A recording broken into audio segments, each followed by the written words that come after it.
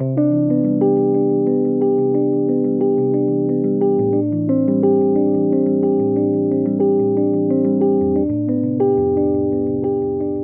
of the most important concepts in physics is waves.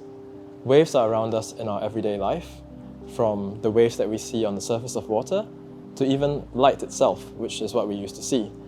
Light is made of many different wavelengths, which we can separate using a prism or a grating, and this converts white light into all the colors of light: red, blue, green, and so on.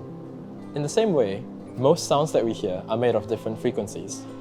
When we put sounds together in an order or a combination that we find pleasing, we call this music. Musical instruments make different sounds, or timbres, based on the physics of how they're constructed.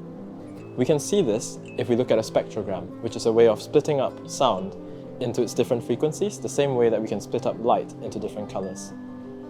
Here are some examples of different instruments and the sounds they make. You'll notice that each one has its own distinctive quality, just based on listening to it. If you hear the sound of a kalimba is different from the sound of a guitar, which is different from the sound of the voice. And we can see these differences if we actually look on the computer screen at this spectrum of sound that's appearing before us. Based on our understanding of sound and the physics of how sound works, we can also now create sounds artificially. In other words, we can synthesize them. This is where we get the idea of synthesizers in music from. So if I play on an electric piano, this is not the actual sound that is being created by me pressing the keys, but it's a sound that's being generated by some sort of electronics inside this piece of machinery. In the same way, we can do the same thing, just at different frequencies, using electronics that are meant for high frequencies, and this is what we do in the lab. I'm currently working as a postdoctoral researcher in the Terahertz Acoustics group, where we investigate light and sound at different frequencies by sending electrical signals through water. We use signals at a much higher frequency than sound, oscillating approximately 1,000,000 times faster. But this is still actually a very slow oscillation compared to light, which is 1,000,000 times faster again. So essentially we're looking at signals somewhere between sound and light, if you will.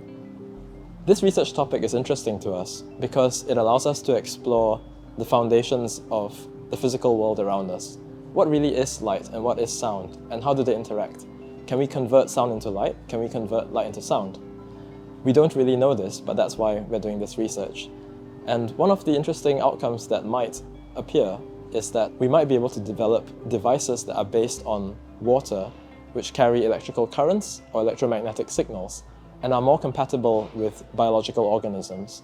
So this would be something like bioelectronics, bioelectromagnetics, and there is just a lot of unexplored territory here, which we feel is very important.